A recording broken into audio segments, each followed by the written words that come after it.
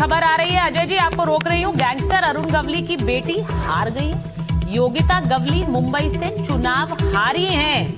तो अरुण गवली की बेटी योगिता गवली चुनाव हार गई हैं, ये भी एक बड़ी खबर है। अब सोचिए, योगिता गवली मुंबई से चुनाव हारी है। अब इस चुनाव में बहुत से समीकरण बैठ रहे हैं, उन समीकरणों को समझना जरूरी है। योगिता गवली मुंबई से चुनाव हारी है। हर्षवर्धन जी, अगर आप अजय जी को काउंटर करना चाहें, अजय जी ने बहुत सी बातें बताई और ज्यादातर उन्होंने बताया कि जो स्टेटमेंट थे उन्होंने पूरा चुनाव बदल दिया। हो सकता है कि बिहार चुनाव का रिजल्ट हो, उसका भी चिंतन मनन में कुछ ऐसा ही निकल कर आया हो। अमृत, हर्षवर्धन जी। देखिए सुहेल, अजय जी अच्छे प्रवक्ता हैं और बढ़िया बातें करते हैं, लेकिन वो आज थोड़ा सा गड़बड़ कर गए हैं। पता नहीं, वो कह रहे हैं कि ये हुआ तो दक्षिण भारतीय भाग गए कांग्रेस से, ये हुआ तो मुसलमान भाग गए, ये हुआ तो उत्तर भारतीय भाग गए। अरे भाई, कांग्रेस इतनी कमजोर है कि किसी पर कोई भरोसा इतना भी नहीं बना पाती कि एक बयान है, एक रणनीति है और उसमें वो चले जाते हैं। ऐसे होता नहीं है अजय भाई।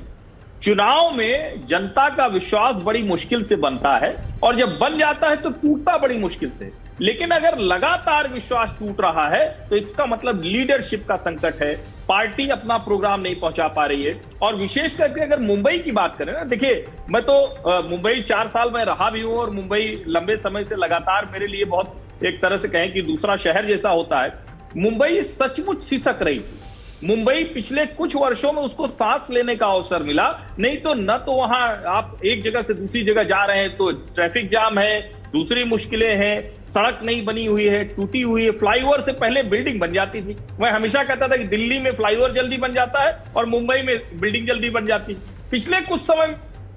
और जब आप हर डेवलपमेंट प्रोजेक्ट के खिलाफ देखेंगे, जिस मुंबई को बाला साहब के सैनिक है, बाला साहब के ये जीत हिंदुस्तान सम्राट बाला साहब ठाकरे के लिए। अरे वाह गुलाब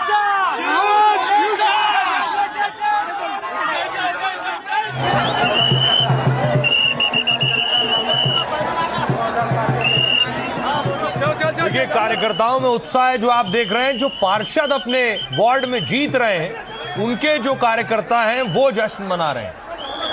अलग अलग वार्ड से जो तस्वीरें आ रही हैं, जहां उद्धव ठाकरे का कोई पार्षद जीता है, उनकी टीम जश्न मना रही है। कहीं राज ठाकरे का अगर कोई नेता जीता है तो उस पर जश्न हो रहा है। ये अलग अलग वार्ड्स की तस्वीरें आ रही हैं।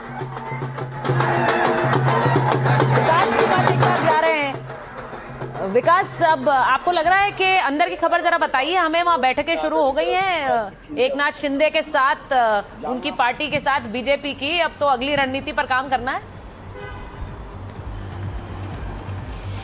ये बिल्कुल अभी नहीं हुई है, अभी पूरे रिजल्ट्स का इंतजार किया जा रहा है। थोड़ी देर पहले ही मेरे थाने से सांसद श्रीकांत शिंदे से बात हुई, जो कि एकनाथ शिंदे के बेटे हैं।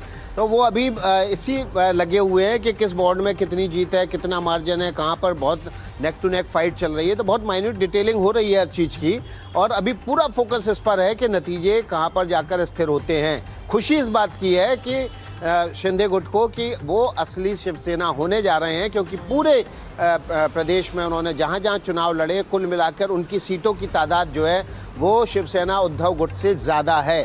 तो जो असली शिवसेना कौन, उसका जो लड़ाई चल रही थी पिछले लोकसभा विधानसभा और उसके बाद अब बीएमसी और स्थानीय निकाय के चुनाव पर आ गई थी, उसमें उनको इस बात की खुशी है कि बाला साहब के असली उत्तराधिकारी जनता ने उनको मान लिया, उनको स्वीकार कर लिया। हालांकि बीएमसी में अभी भी वो शिवसेना उद्धव से काफ़ी पीछे है, लेकिन ओवरऑल प्रदेश भर में उनकी सीटें ज़्यादा आ रही हैं। तो जब शाम के बाद जब चीज़ें सेटल हो जाएंगी, तकरीबन 1-1.5 घंटे में सारी चीज़ें सेटल हो जाएंगी, उसके बाद देर रात को बैठकों का दौर निश्चित रूप से शुरू होगा और उसमें ये तय होगा कि किस नगर पालिका में या किस नगर निगम में किसको चेयरमैन बनाना है, किसको मेयर बनाना है, किसको गद्दी पे बैठाना है। ये जो एक ब्रेकअप है बीएमसी का, वो भी बड़ा इंटरेस्टिंग है। अगर हम वो बीएमसी का मुंबई का एक ब्रेकअप चलाएंगे, शायना जी आप भी जरा सुनिए, क्योंकि इसमें ये बड़ा क्लियर है। बीजेपी 66 पर है, शिवसेना यूबीटी 53 पे, शिवसेना 20 पर है। अब इसका मतलब ये भी है कि क्या एमएनएस ने एक तरह से उद्धव ठाकरे का सफाया करने में बीएमसी से एक रोल प्ले किया है, क्योंकि अगर वो कुछ सीटें निकालती तो शायद वो आपके आंकड़े के पास पहुंच पाती, लेकिन वो नहीं हुआ। शाइना जी, लेकिन ये वापस हम स्पेकुलेशन में जा रहे हैं। अभी हाल ही में आपको पता है 1-2 घंटे के बाद ही पता चलेगा कि फाइनल टैली क्या है। फिलहाल ये एक चीज स्पष्ट है कि महायुति की विजय हर जगह, महायुति की स्वीकारता और आदरणीय देवेंद्र फडणवीस और एकनाथ जी शिंदे की मिलीजुली महायुति के नेतृत्व में महापौर।